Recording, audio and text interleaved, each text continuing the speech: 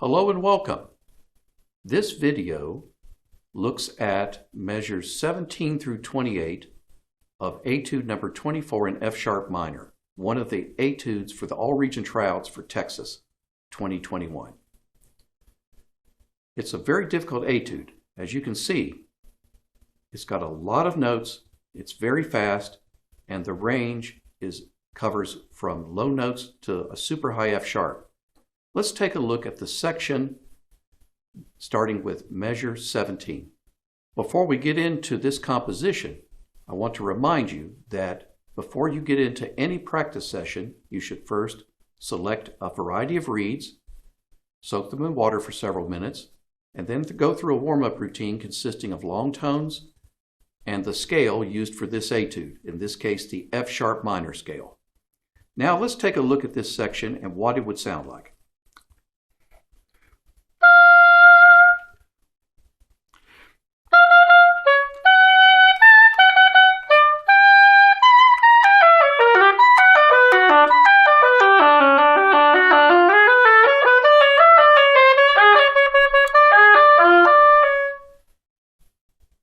Before we get into the details, let's review the counting that's going to be done in this section of the composition. It's in a very fast 3, and we'll count it that way today. Here we go. 1 and 2, 3, 1, 3, 1 and 2, 3, 1, 3, 1. From there on out, of course, it's counted like eighth notes for several measures, and the last measure of this section has a retard. One of the tricky parts of this section of the composition is that without changing the key signature, Ferling is changing the key to B minor. The reason why we know that is there's a lot of A sharps in this section of the composition, especially in the arpeggios. That makes especially measures 21 and 22 very tricky to read. Now we're getting into the nuts and bolts, the small details of this section of the composition. Our first consideration is at measure 17, the E sharp. If you recall from part 1, I hate to even say E sharp, so I always think of it as F. And in this case, because the next note is C sharp, we will have to play left F. I even go so far as to put a capital L at the end of the second line so that I can remind myself, hey, I've got left F coming up. So you're going to be always playing measure 17 left F to C sharp. Now let's take a look at some of the nice compositional details Ferling did in measures 17 through 20. One of them is matching articulations and rhythms at measures 17 and 19.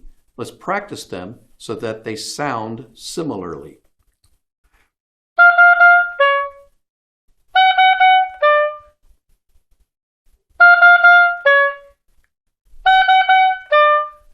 You'll notice same rhythm, same articulation. Now let's look at measures 18 and 20. They too also match rhythm and articulation. In my music, I mark them as legato to remind myself. Staccato, then legato, staccato, then legato. So let's practice 18 and 20.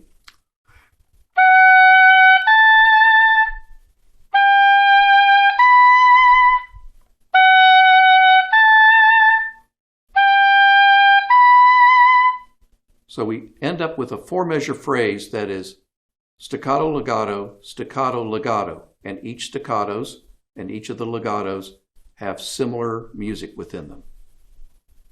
Now, from 17 to the first note of 21, let's think about where we're headed with a goal.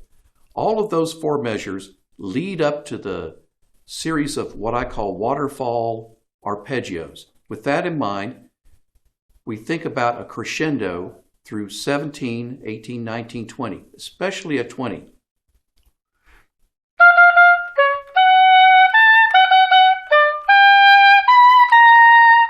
There's my goal note, the A sharp at the beginning of 21. The most important part of those 4 measures is making sure that you blow through measure 20 so that the A sharp is perceived by the listener as the most important note so far in that section.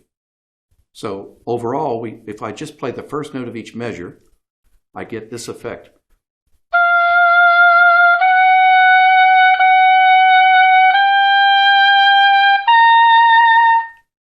Save the bulk of the crescendo for measure 20, but the overall structure is a growing line, a line with more and more energy. All right, here comes the most difficult part of the composition, these 3 long arpeggios connected without a break. The name of this first one is A sharp diminished 7, which means nothing to most of you, except that's how the chord is constructed.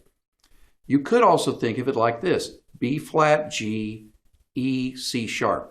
You could think of it as if the A sharp was a B flat. Whatever helps you learn it faster.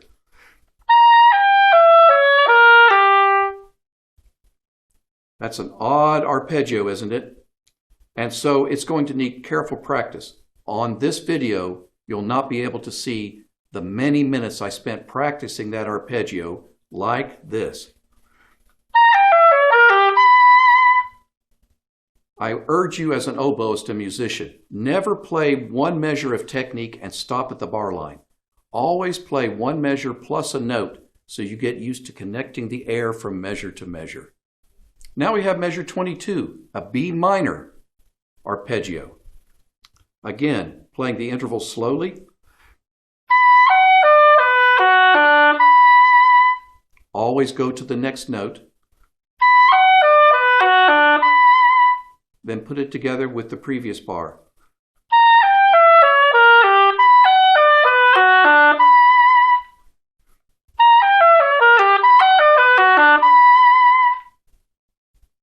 Finally, an arpeggio that we see very frequently, the G major arpeggio. We'll again practice slowly, keeping the fingers close to the keys. Oof. It ends with the next note is the low C sharp, a killer note if the oboe is not really in adjustment.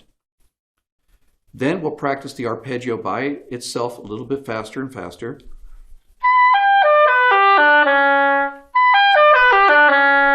Finally, layer that in with the previous measures.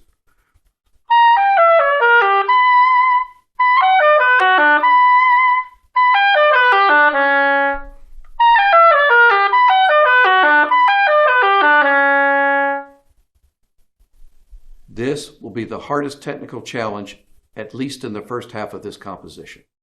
Now let's take a look at the overall phrase shaping and skeleton of 21, 22, 23, 24. If we look at the first 4 notes, what we get is a rising scale: A sharp, B, B, C sharp. Ferling, though, was very clever. He changed the C sharp down an octave so that he could end this section in a lower register. When we look at that, that tells us the C sharp is probably going to be a little louder than the others. For example, A sharp, B, B, C sharp.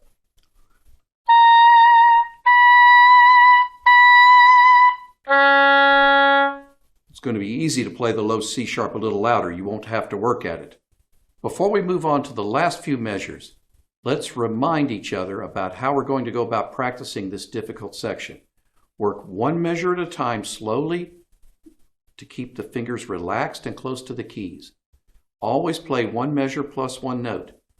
After you're working through a couple of measures, start to add measures together in layers. By using this approach, it's going to reduce the tension on you and also allow you to build up mental and physical endurance for this difficult section. Now let's take a look at the first note of measure 25. It's written as E sharp. It's like Voldemort, the note that shall not be named. You can play it as left F, but if you do that, then you've got to play the G sharp on the right side. At a fast tempo, the instrument's going to move around a little bit.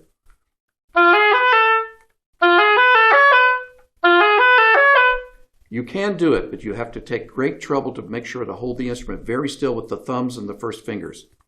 A much easier alternative, especially at a fast tempo, is to play E sharp as forked F, and it's very unlikely any listener can tell the difference. Here is an example of the forked F, measure 25.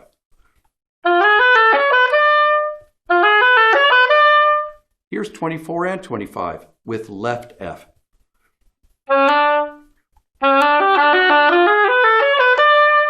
Forked F.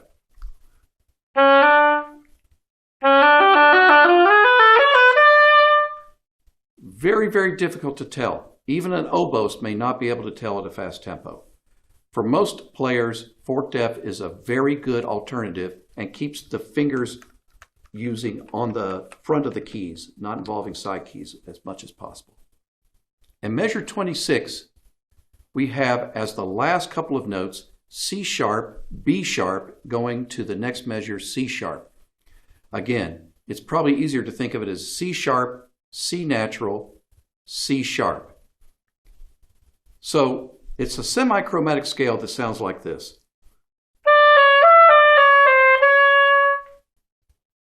A hack that many professionals use when playing that very, very quickly is when they play the C natural, they'll keep the right hand fingers in the exact same position and only move the left hand.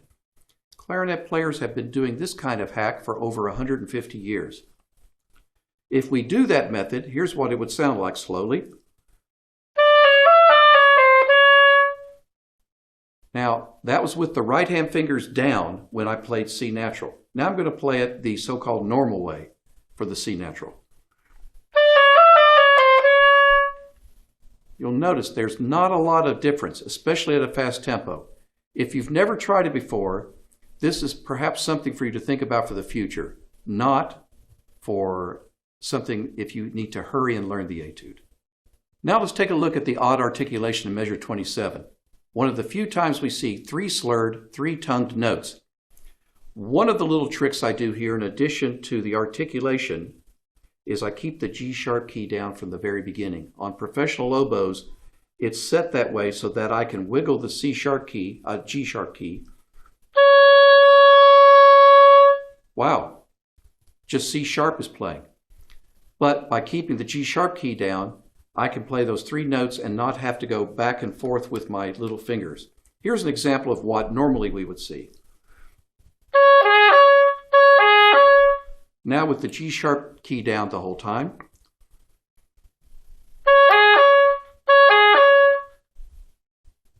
If your oboe is in good adjustment with the screw on top of the F sharp key, you can keep the G sharp key down for all 3 of those notes and you don't have to flip back and forth. Now the final measure. We have a retard and we have that ugly E sharp again. Probably the best fingering to keep the instrument fingers in line is again playing this as forked F. It certainly can be done left F, but at a fast tempo again you are swapping fingers, which has the risk of moving the instrument around a little bit. Slowly, forked F will sound like this.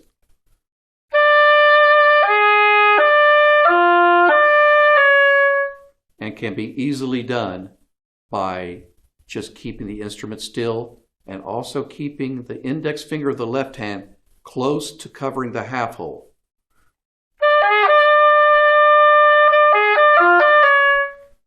With the retard, the measure would sound like this.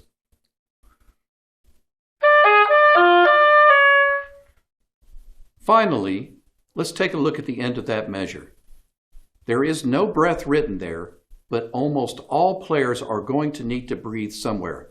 Otherwise, you're going to be playing almost 3 lines of the etude in one breath. That's probably not a successful strategy for having a good ending. I would encourage you to place a breath at the end of the retard measure and then come in with a lot of air in your air tank. By doing that, you're going to have a very confident next section of the composition. As always, make a good tone quality your #1 priority. Remember, fast technique is just a function of repetition and being persistent. Always play with your best sound at all times, even though you're moving your fingers really quickly. While you're practicing this section, journal your practice results. Write down daily, what measures did you play, what tempos did you use, and just as importantly, a reaction statement about how did you feel about the performance.